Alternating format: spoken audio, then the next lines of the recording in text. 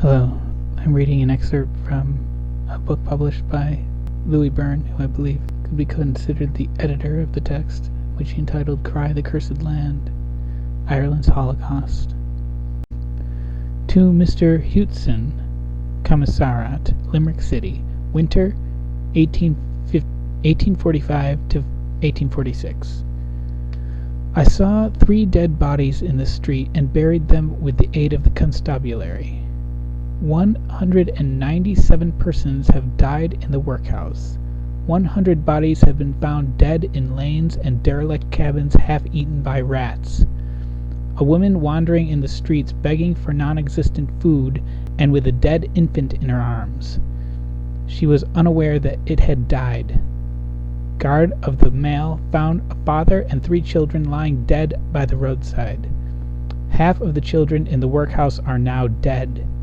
In a cabin was found a woman and her 2 children half eaten by dogs which were shot.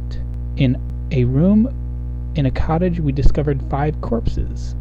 We found a room full of people, the husband still showing signs of life, his wife and 2 children, a boy and a girl, so it seemed, dead in the bed, while their starving cat had dragged the dead infant from the bed and was eating it on the floor. These reports made no impact on Lord Trevelyan, who suggested that they should look to their landlords, who were bleeding the people dry for relief. No relief supplies were ever sent to Skibbereen. I'm about to read extracts from a letter written by Nicholas Cumins, a well-respected magistrate from Cork, to the Duke of Wellington and the Times of London in December 1846, pleading for help, regretfully without success. The letter.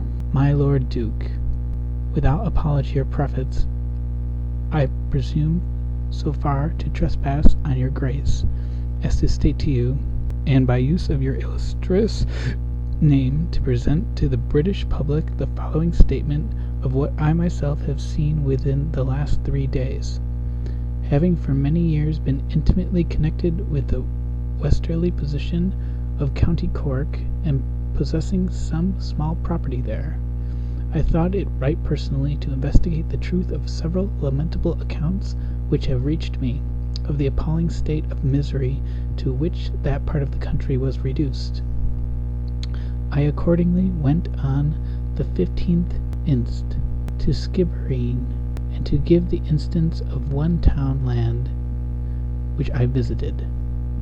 As an example of the entire coast district, I shall state simply what they saw. Being aware that I should have to witness scenes of frightful hunger, I provided myself with as much bread as 5 men could carry, and on reaching the spot I was surprised to find the wretched hamlet apparently deserted. I entered some of the hovels to ascertain the cause, and the scenes which presented themselves were sure as no tongue or pen can convey the slightest idea of.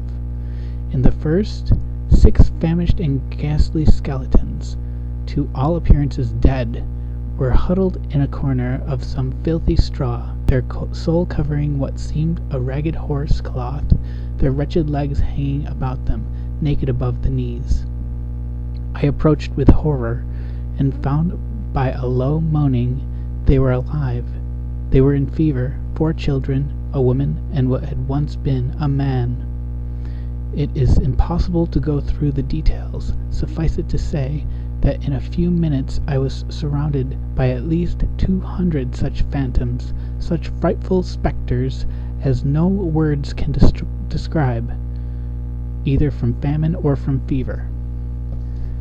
The demonic yells still ringing in my ears, their horrible images fixed upon my brain. My heart sickens at the recital, but I must go on. In another case, decency would forbid what follows, but it must be told.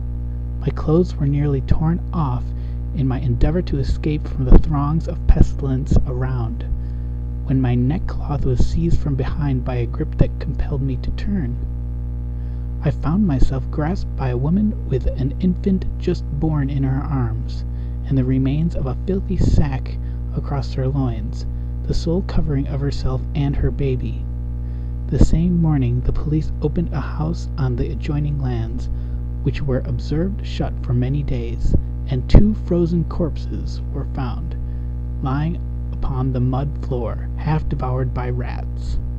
A mother, herself in fever, was seen the same day to drag out the corpse of her child, a girl of 12, perfectly naked, and leave it half covered in stones.